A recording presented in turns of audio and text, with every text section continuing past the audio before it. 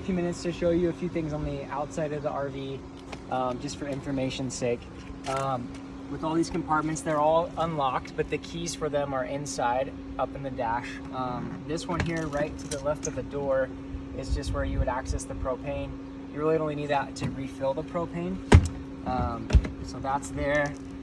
This one's just the TV, pretty straightforward if you want to use that. There's a sound system as well with CD player and DVD.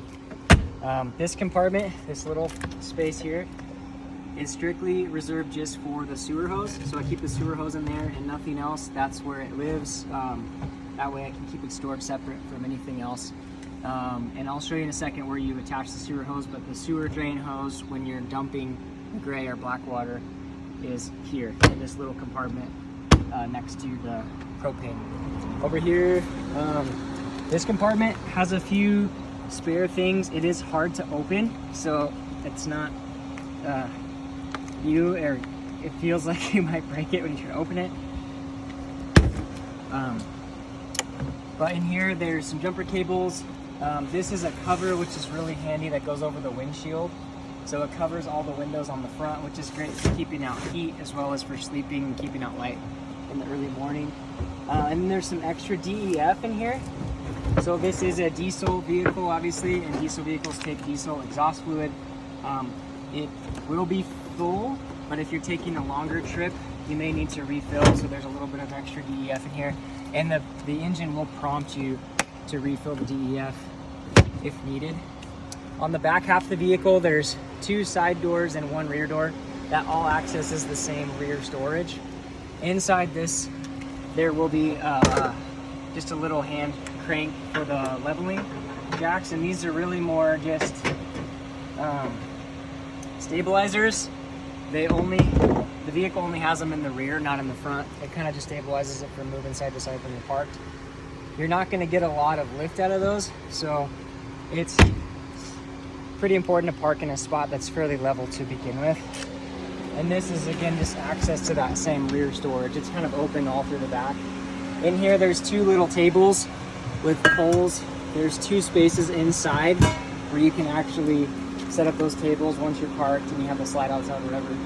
You can put the tables in if you want. Over here on this side is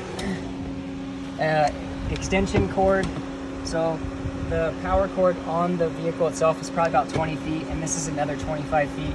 It also has a 110 adapter on it. So it's a 30 amp plug-in, and if you only have a 110 setup available, this has an adapter on it that you can use as well.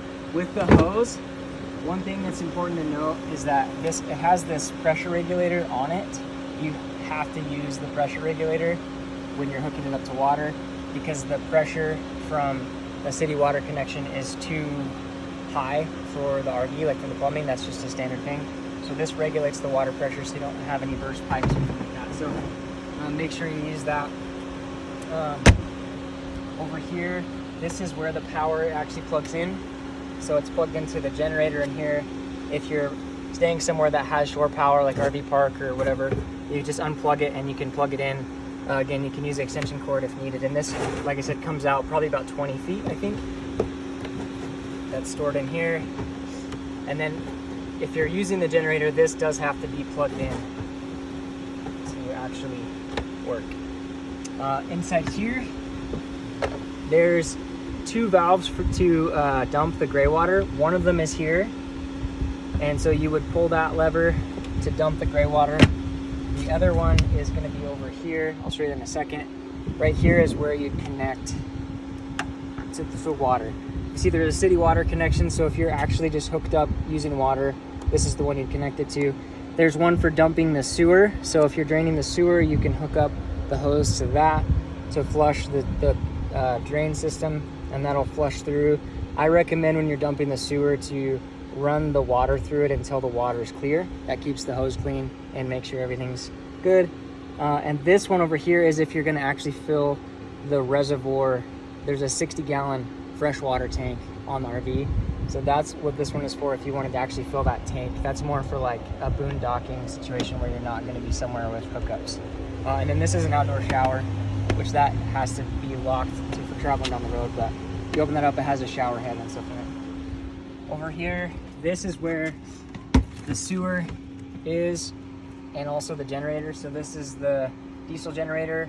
There's really nothing to do with the generator, but this is where it's at. The sewer drain is here. So you would hook that hose up, the sewer hose here. The black water drain is here, and underneath, you can't see it, but if you get underneath back here behind the black water is the other gray drain. You have to pull both of those grays, the one I showed back there and the one up here, to drain the gray water. And with the sewer hose, it's really important you get it all the way attached. If you don't, you'll have sewer on yourself, which isn't fun.